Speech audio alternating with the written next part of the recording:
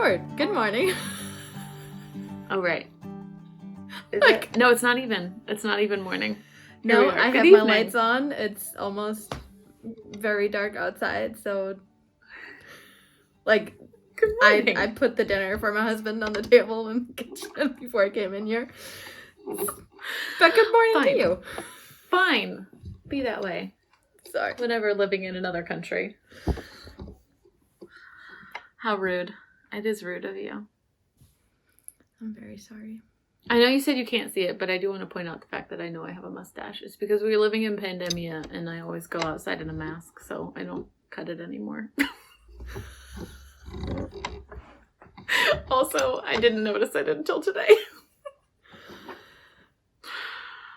Well, I also noticed because I drove today that I have like massive eyebrow hairs.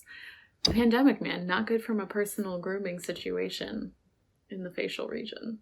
But do you usually groom those? Yeah. Not often or like extensively, but I have like a whole colony that's like reaching down to my eyelid and you know, we're being chartering fruitful new and multiplying. Territory. Exactly. It's a great time.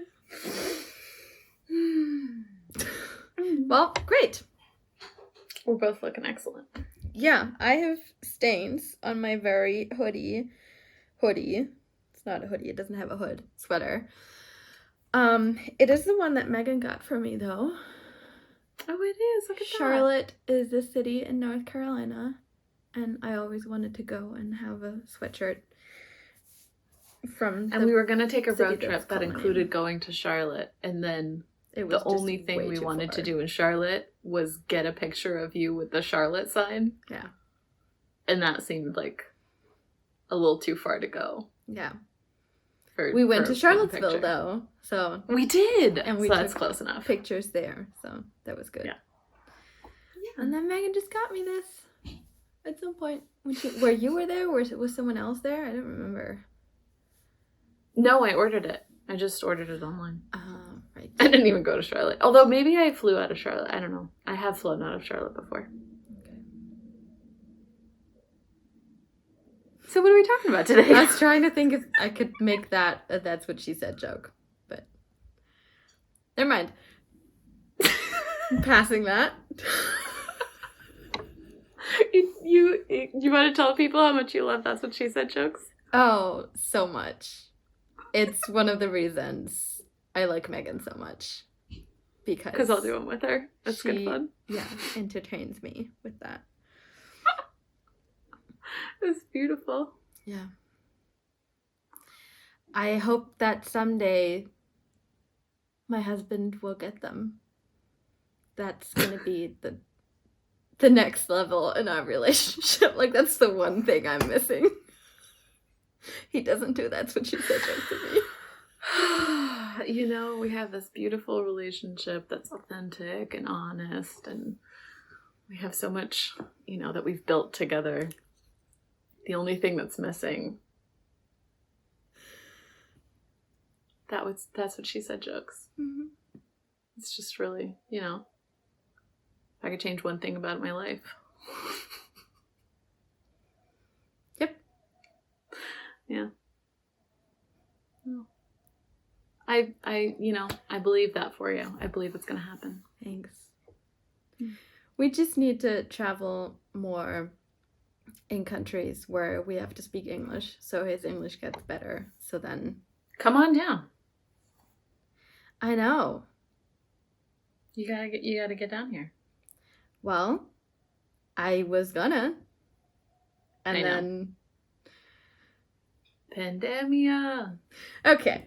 We're going to talk about postpartum today. The part of the post where you were going to be here. Yep. And then weren't. So ask me about it. That took me a second. Okay. We're going to talk about postpartum. Yes. And I want to know. And what I did and what you want to do. Because you have so many more plans than I had. I did not have very many plans. I was like, get me some help, and that's it. Yeah, I want to well, eat cake. that's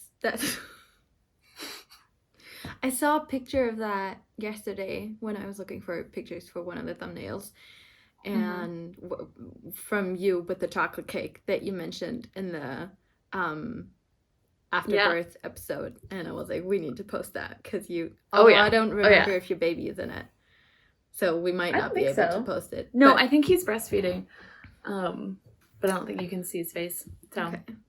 I think it can. I think that's why I put it in our folder, because I think we should definitely post it. Oh, right, yeah. So yeah, I think we should post that when that episode airs, which was yesterday. Never mind. Okay, postpartum.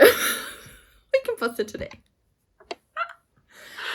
Can you tell we're a little bit all over the place today? I'm on my period again. We're a little bit late with the recording. We had to reschedule, and because at the last minute, Megan is really busy. I don't have my schedule in my head. Well, and also because your schedule was changed. Yeah, true. That's very true. You were a little bit all over the place, matching my energy. So here we are. Let's go. Okay, we have now rambled for 7 minutes, so let's get into it. That's actually better than I thought. Let's go. All right, so you said you got help. Let's start there. Like, what did you plan for your postpartum in advance? Yeah, so how did you set it? I knew we were going to be coming home pretty quickly, as long as everything went smoothly, which luckily it did. And so Hunter and I really just by the seat of our pants to this thing, because we had finally gotten access to, so again, it was 2020, and it was the middle of 2020, so everything was still closed. And so we hadn't done like a childcare class, like a newborn care class. We hadn't done any kind of prep in that direction until very shortly beforehand. We bought the Mama Natural newborn care intro to having a newborn kind of a thing. Which was great, and we can link that because that whole site, Mama Natural's whole thing, is pretty cool. And so we did that a little bit, but we were on time. Like, I gave birth on time, but earlier than I expected to.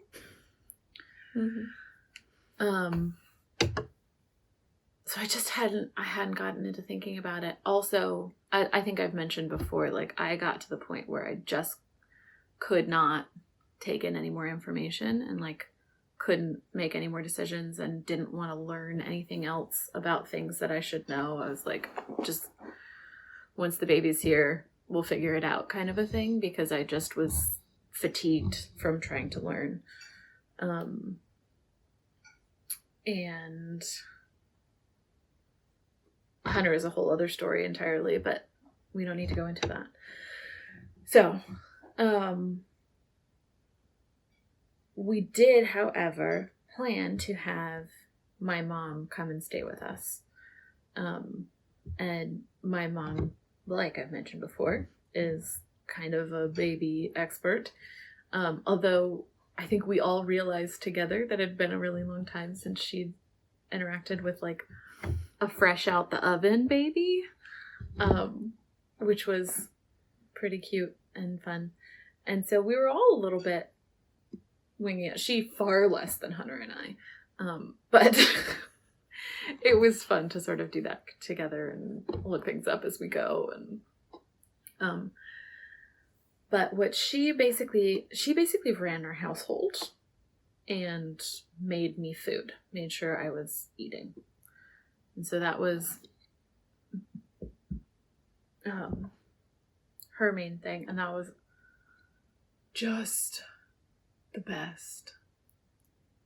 It is the reason that we enjoyed ourselves. I really enjoyed those, that those weeks / month-ish and a half-ish.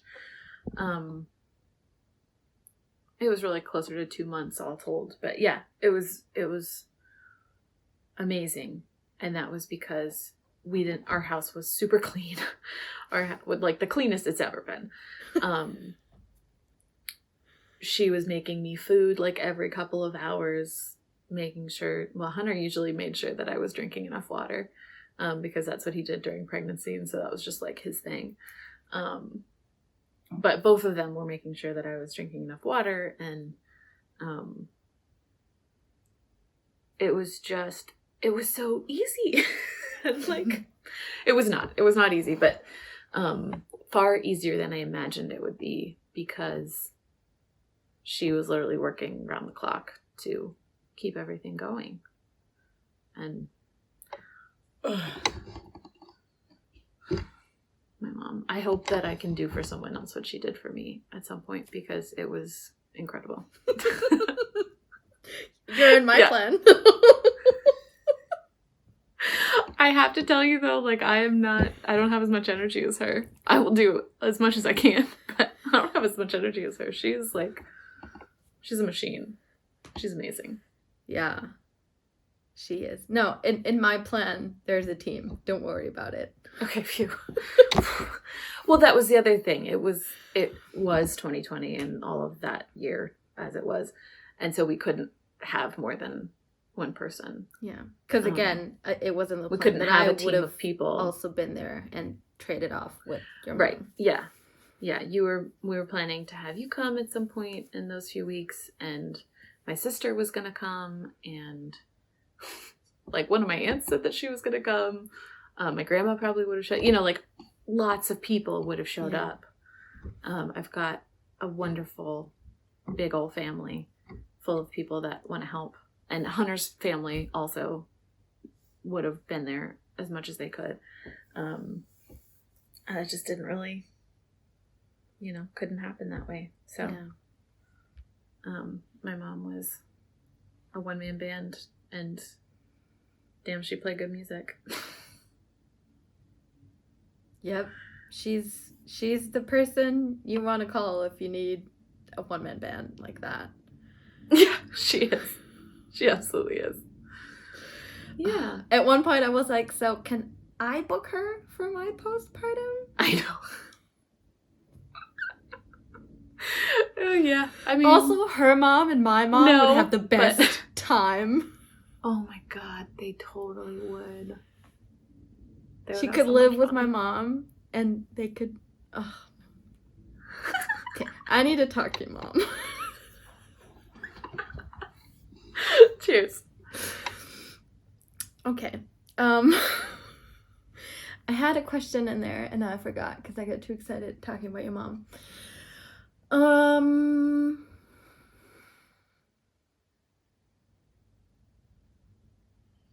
Dang it.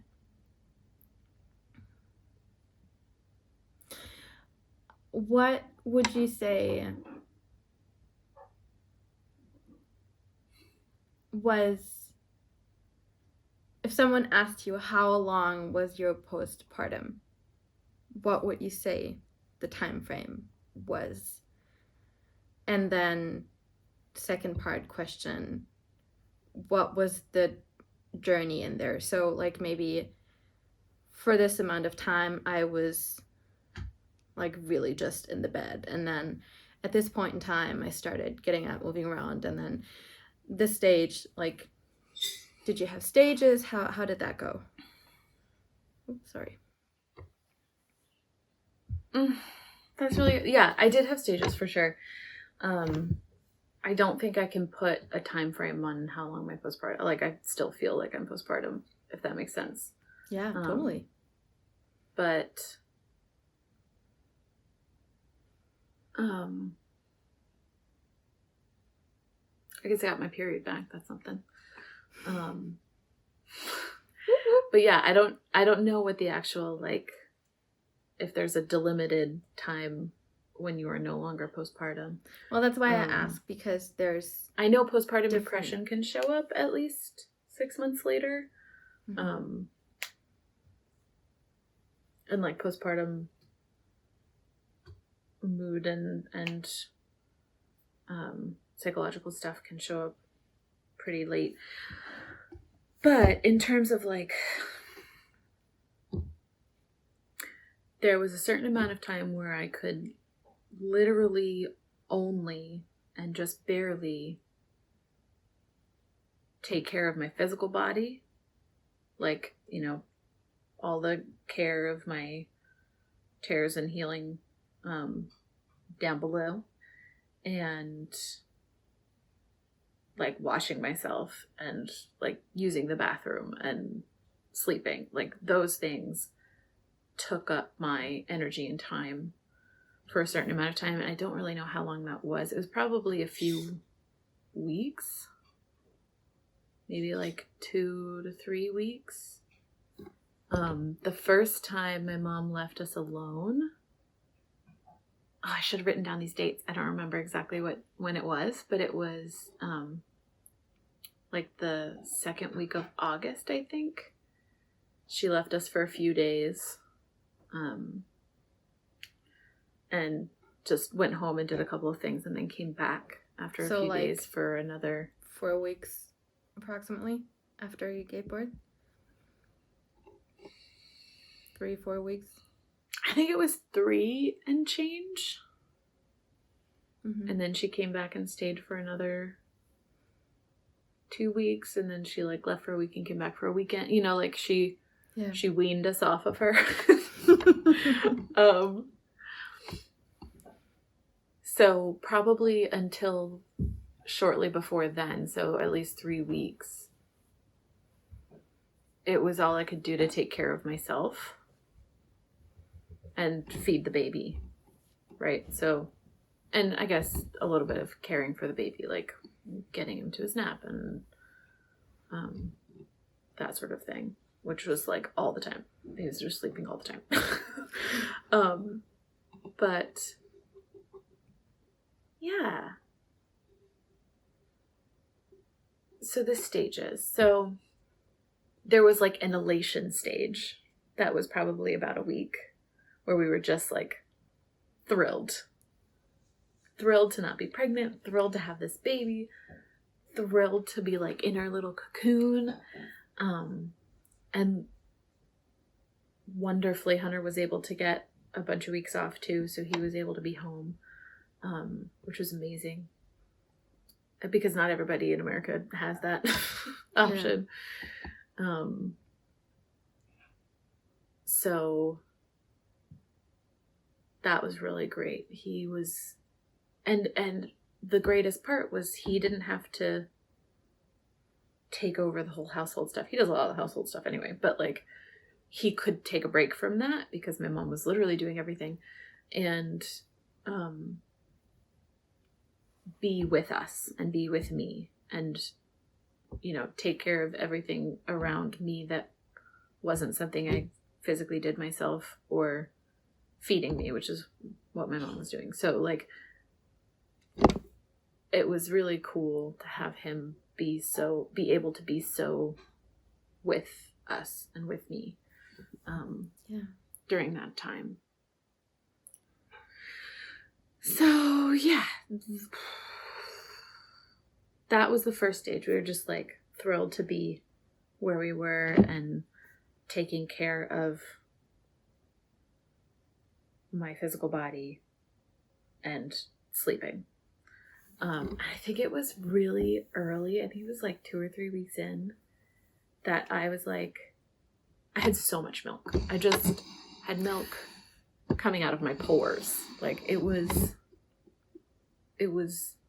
absurd.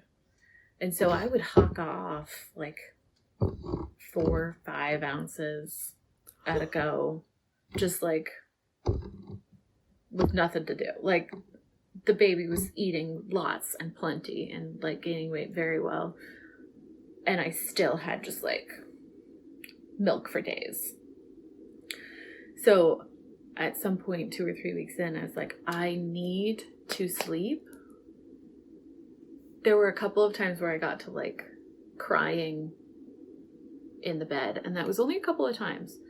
And at those points, I was able to say, give him a bottle. I'm going to sleep for a 4-hour stretch because he's eating every hour and a half to 2 hours. You don't sleep for 4 hours in a row. And so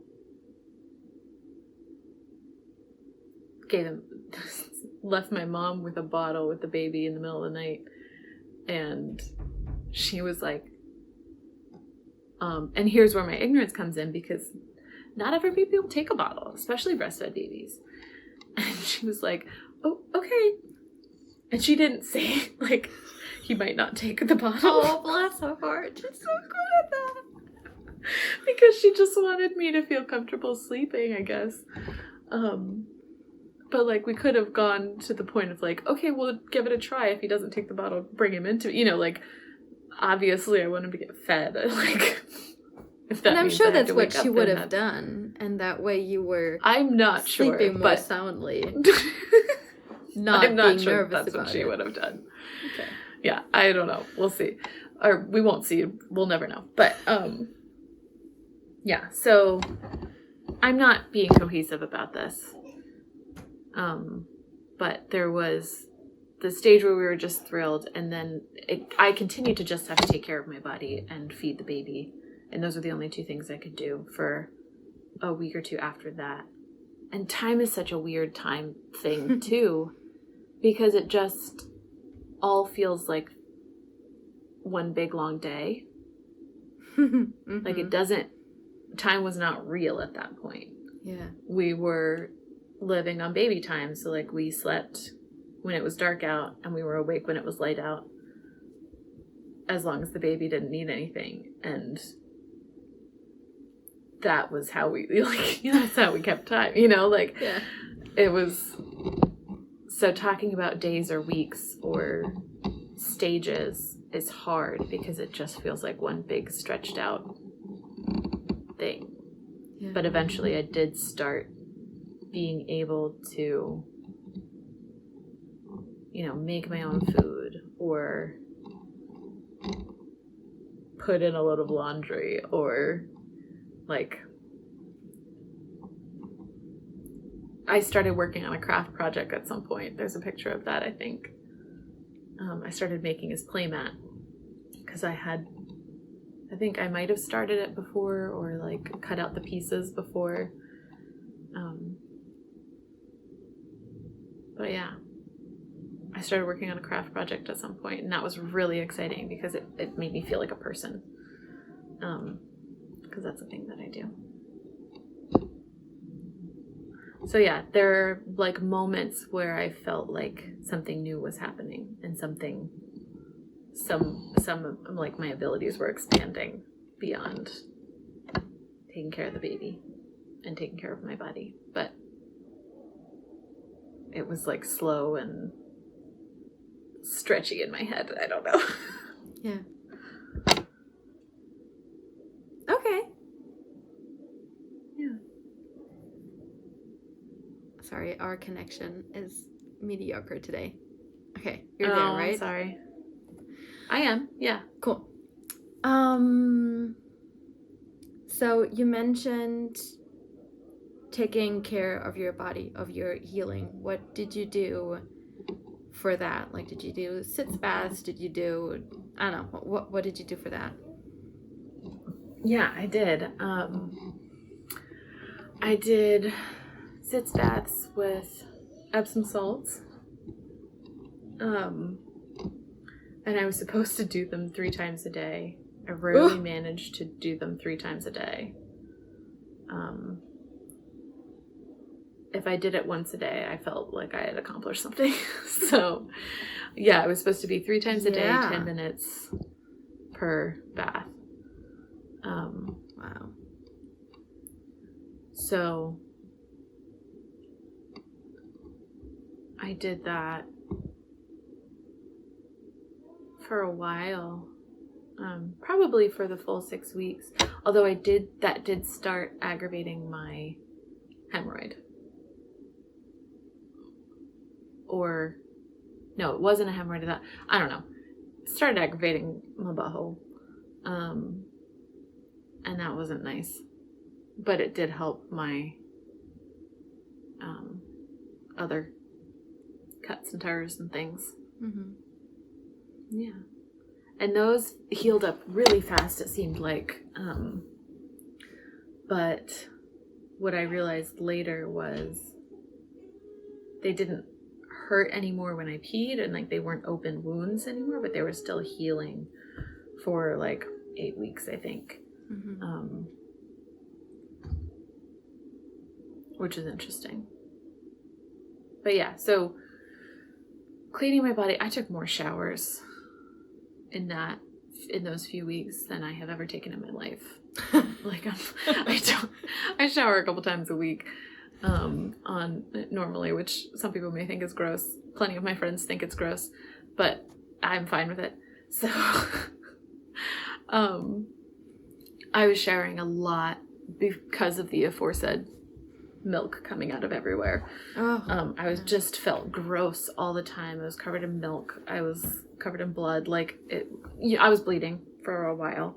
I think I stopped right like around or at 6 weeks. It was like on the nose. I was like, oh, this is very exact. I wasn't heavily bleeding that whole time. I was mostly spotting after the first 2 weeks.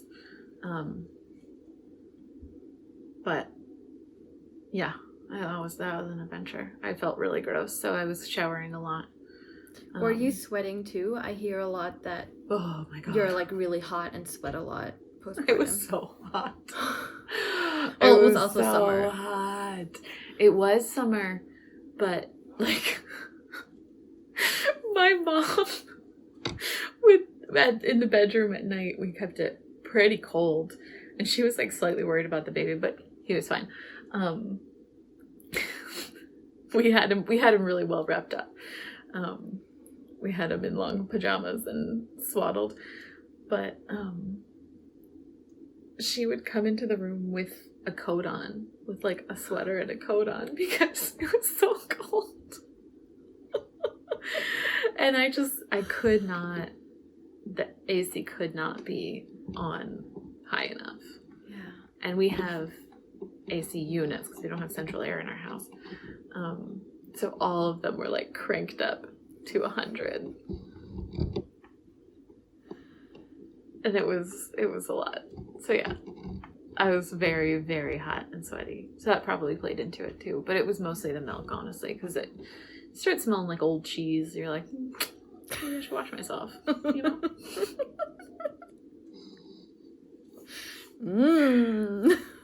It was tasty. Very, very tasty. You mentioned you're bleeding, and that's also, I have a lot of questions around that. Yeah. Well, you already said that like around about 6 weeks was when you were done bleeding, and the first now I don't remember, the first 2 or 3 was when it was heavier, and then it was just spotting. Yeah, 2 weeks. Mm-hmm. I wanted to know what you used for the bleeding, and so like to catch it, or yeah, like I have recently discovered and started using period underwear, and actually the reason, because I loved the cup so much since I started using it a few years ago. I never thought that I would switch to period underwear. I only considered it because when I learned about period underwear, I got excited to use it for postpartum, and I thought, well, I should maybe try them out before that happens so I can find a brand that I like and blah blah blah.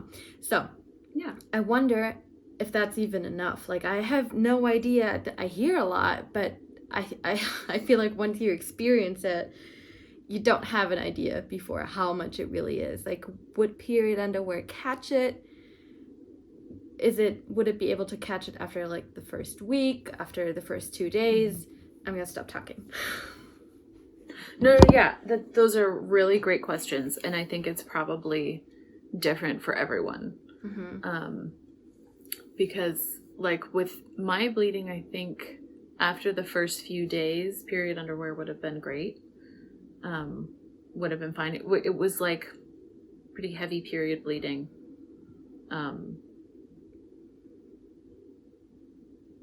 For a week or two. The first couple of days were probably heavier than that. And you might have had to wear, 3 or 4 pairs throughout the day.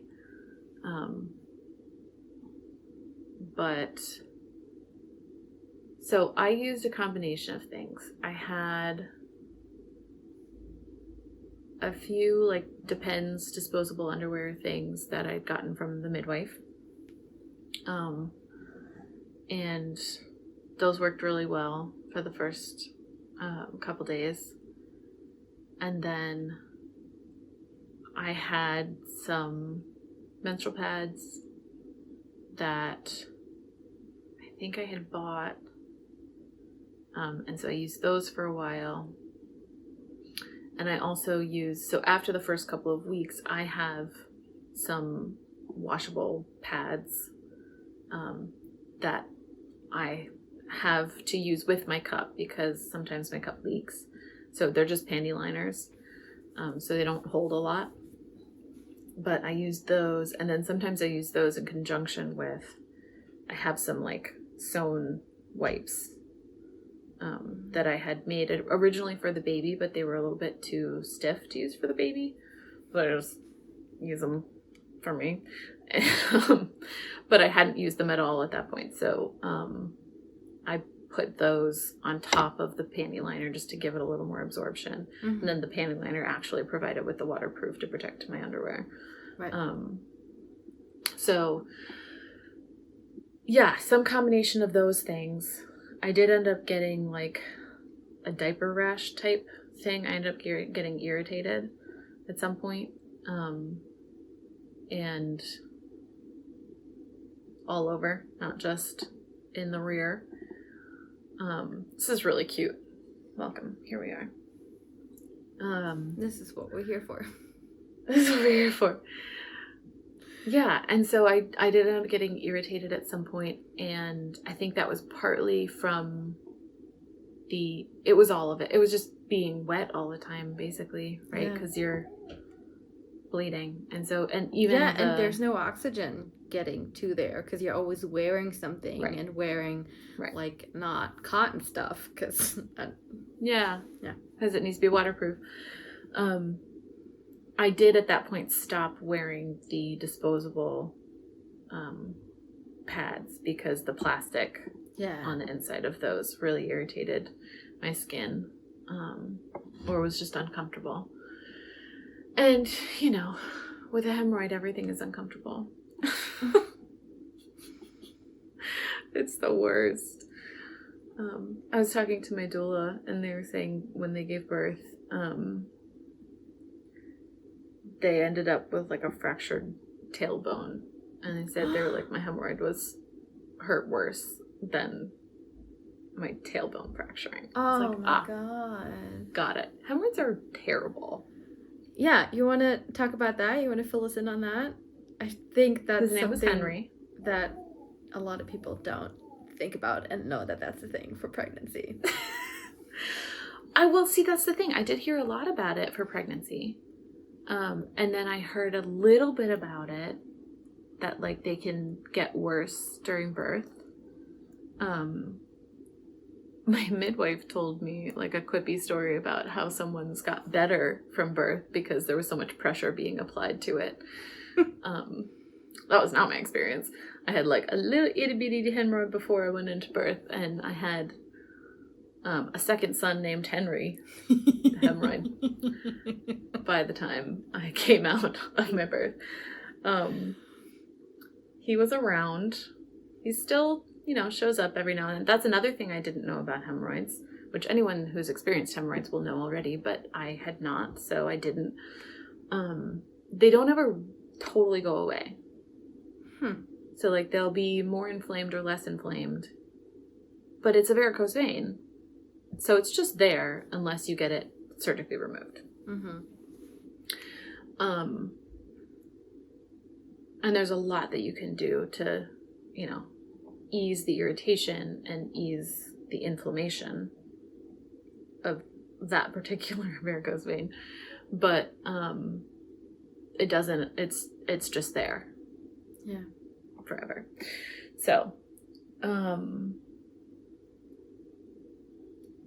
that was good to know eventually, because I kept being like, well, why isn't it going, like, it's not gone. Why isn't it going away? Why isn't it going away? I should use his preferred pronouns. Why isn't he going away?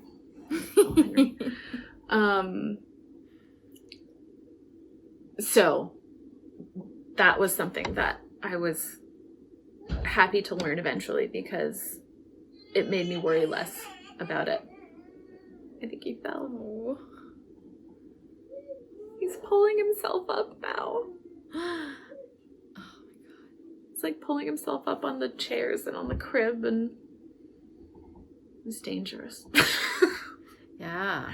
Here we go, man. It's happening. Woo. Okay. I got sidetracked. That's mainly the hemorrhoid thing. Like, I couldn't sit on my bottom for a long time, so there was a lot of like laying down, and I couldn't lay on my front because of all the milk. So yeah, there was a lot. I didn't have technically a hemorrhoid pillow. I used a neck pillow, but that was really helpful. Yeah. It was a good one. It was pretty firm, but it wasn't as firm as probably your general donut hemorrhoid pillow is going to be, but it was still really helpful. So, highly recommended donut and or neck pillow. Whoa! If that's a thing. Sorry. It might get loud here. There was just a huge... Can you hear that? There was a huge lightning. Oh my gosh. Totally threw me by surprise. But it's really far away because the thunder is very soft and was a long time after the light. But wow. Wow. Sorry. Oh, I hope we can hear that. That's cool. Is it raining? It was raining. And I hope that also doesn't show up in the audio, because I think our drain is open, but there's a lid on the rain barrel. Yeah. So, and that's right outside my window. So that was being loud. Sorry if that's in the audio. That has stopped because it's not raining anymore. And now we might get thunder. You're welcome. Here we are. Ooh. Ooh, that was really cool. I like lightning. I like thunderstorms. Yeah, it's pretty great. Okay. They're great. Let me look at my... Sorry, did you want to talk more about Henry, or should I... No, I mean, I feel like I've expounded on Henry long enough. Okay. So I'm gonna look at my list, what I have on questions.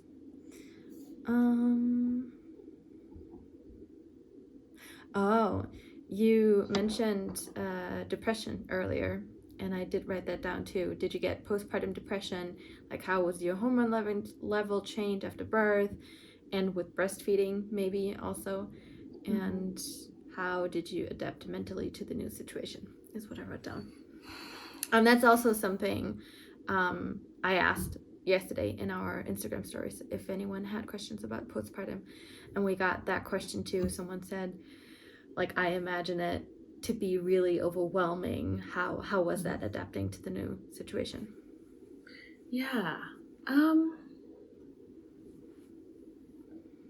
It's weird because it didn't feel...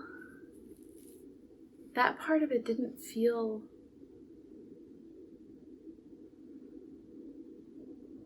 I don't think it felt that, like, that overwhelming. It was just lovely. Like, it wasn't... I think our situation was so positive considering everything that, was not how we would have wanted it. It just felt wonderful. I mean, there was a certain amount of the, like, isolation being forced upon us that I think was hugely positive on that front specifically, right? Because we had this time to just like literally bubble up together and not go anywhere, not see anyone.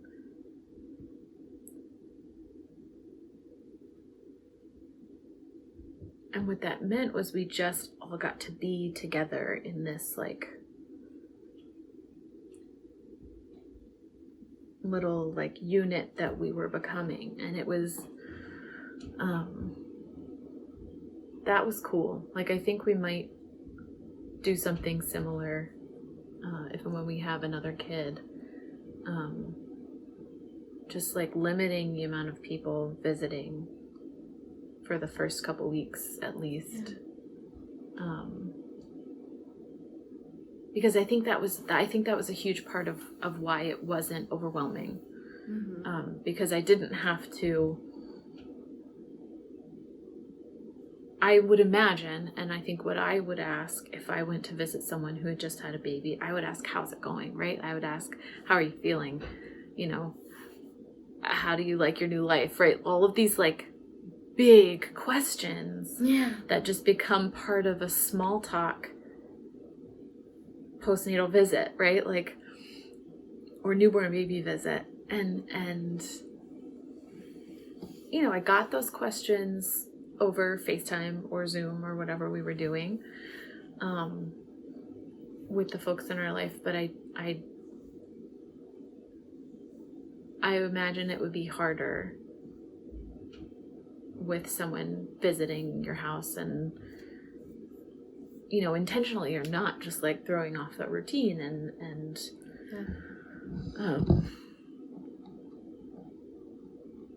you know, new stimuli for the tiny human to deal with. And all of that is beautiful and wonderful. And I there's a huge part of me that wishes that we'd had it. But I think it was also a huge bonus for my processing, Hunter's processing, the baby's processing of this huge change that we had all just gone through. So I did not experience postnatal depression or postpartum depression. There were a couple of moments where I was like, is this okay? Like, is this normal? And it has to do with kind of what I talked about a little bit in the first one, where I didn't have this like overwhelming love for my baby at the beginning. And I know that one of the symptoms of postpartum depression is, you know, not bonding with the baby. And so knowing what's me just adjusting and what's like a not connecting thing that's happening, right? Like we're not feeling bonded.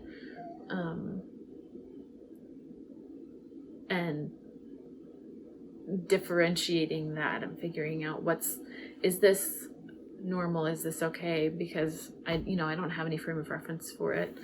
I think I've been lightly depressed in the past, but like, and so that was good to be able to think like, well, this is different, but it feels like such a specific thing. And it's something that I definitely want to know more about. But I don't think that I did experience that. There was a lot of emotional processing going on, and there was a lot of overwhelm going on, mainly from exhaustion and lack of sleep and physical healing and all of that, but physical changes. But yeah, overall, I think it went about as smoothly as it could go, and I feel like that's just the story of my pregnancy. I feel like a jerk because it was really just pretty straightforward. I mean, there were definitely days where I was just like, I can't do that. I felt so incapable because it was overwhelming to just take care of my body and the baby for so long. Yeah. But I think that's just, that's just what it is. Yeah. It's pretty normal. But yeah, lots of processing, lots of like small movements toward this being normal now. So it's hard to create a cohesive narrative there because it was all so gradual. Yeah. Which is part of why we're doing this way, right? Because you were like, I want you to talk about postpartum, and I was like, okay. Do you want to ask me some questions? Because it's not a neat narrative. Yeah. So yeah, that's all I had to say. I don't know. Another reason I'm so into postpartum and so into talking about it is something that you also mentioned just now. I feel like a lot of people don't like postpartum and what it means and the depths of it. A lot of people are not aware of. Like, yeah, sure. Those that haven't had a baby yet and don't are not primarily interested in that. Like they know you give birth and like you have, they know it's 9 months and then you give birth and then the baby's there and you don't sleep a lot. And then you don't have sex for 6 weeks and then everything's fine. Exactly. But like they don't know that maybe it's not cool to visit and like ask all these questions, like what you want. And I guess this is also another question, although you somehow said it already. It's really overwhelming to have people visit and what you want from someone. And I've gathered this a lot from people that talk about it, like the activism part of postpartum, people saying, hey, if you visit someone that just had a baby, you better bring food, A. B, you better wash some dishes, do a load of laundry, play with the older kids, take the dog for a walk, any of those things, like do something. And C, stay for a very little amount of time. Oh, and D, do not ask to hold the baby. Oh, that's interesting. I hadn't heard that one. Yeah, and that's also something that I had no idea. Well, so for me, had always thought, I don't think I'm gonna be the one that likes other people holding the baby, like right away. I always had a feeling that I would be very nervous about that and would not want to.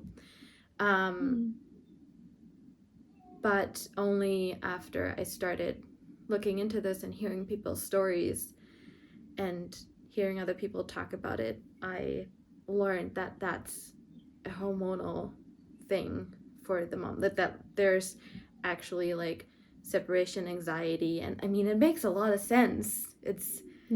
We are wired to protect this being, and this being can only survive in our protection. So it's very dangerous to hand it off to someone else. Anyways, this is taking it too far. No. I mean, you're taking it back pretty far. Like, that's not necessarily true anymore, but yes. Well, our brain hasn't developed, right? So our brain is still there. Right. Yeah. So, and you talked about pandemic life playing into this positively, that you couldn't have a visit, so you weren't overwhelmed with people coming over. And fortunately, your husband was able to take time off and you had your mom there, so you had a good team and you had everyone is taken care of. I also want to talk about later, I was very impressed how you tag teamed the three of you and how you like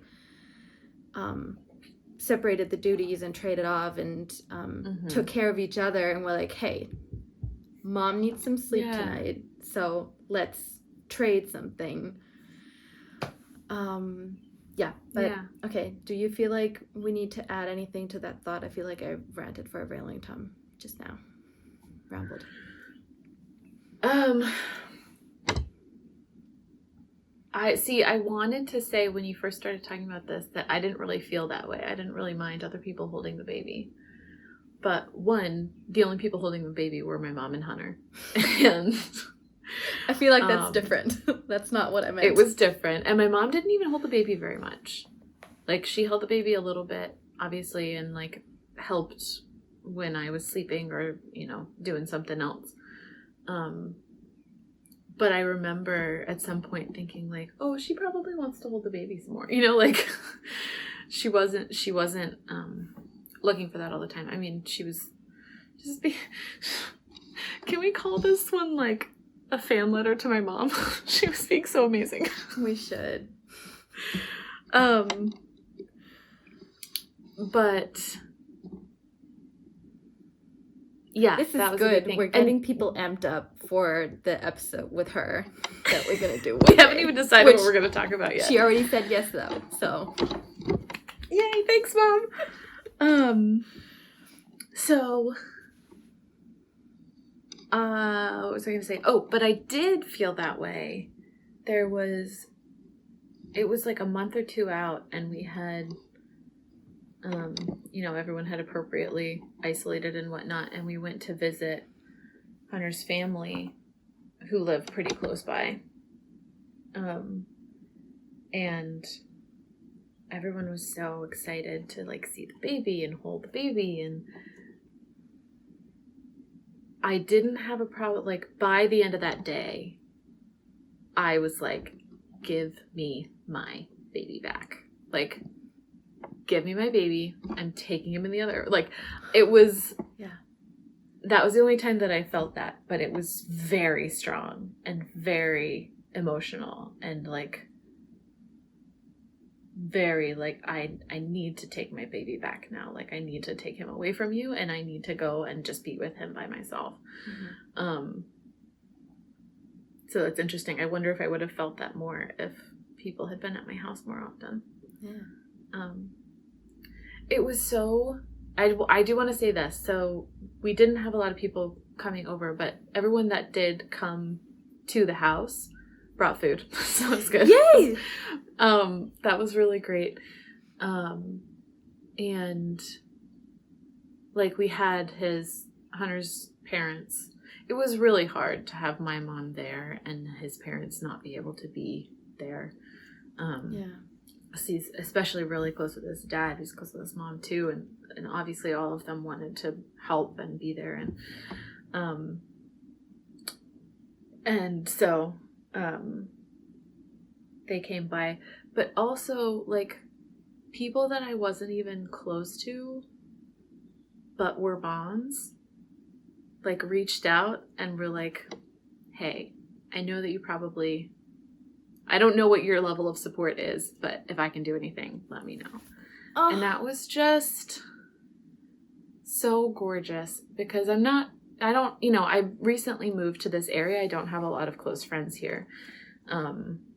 And being pregnant in 2020, which I want to do a whole episode about, was very isolating. Like, you imagine being pregnant as this time where you meet a bunch of other pregnant people, and you, like, go to these classes and mom groups and all of these things, and, like, meet all of these new moms. And that's not something that we got to do. So it felt really, really special to, obviously it's still something that I almost cried when you just said it, and now you're crying. Don't. It still makes me sad. But it was really, really beautiful. Yeah. To have these people that don't know me very well reach out and say, hey, I see you. I know what this is like. Can we help? Oh, that's amazing. So it was really cute. Yay. So have I cried yet? Is this the first time I cried? No, we've had moments when you were close to it, but I think people that don't know you wouldn't have been able to tell that there was a moment there. Well. So here we are, episode 11. Hold on, one second. Cry. Yes? All right, go ahead. Hello. So we just cut off because my babysitter came in and was taking the baby to somewhere, and I had to help her. So, but we were all ready at about an hour. So we're going to go ahead and call it a day for today, and we'll come back next week and talk more about postpartum because Hannah has a lot more questions. Yes. So we hope you'll tune in then, and thanks for listening today. Thank you for listening, and until next week for more postpartum. Farewell. Bye. Bye.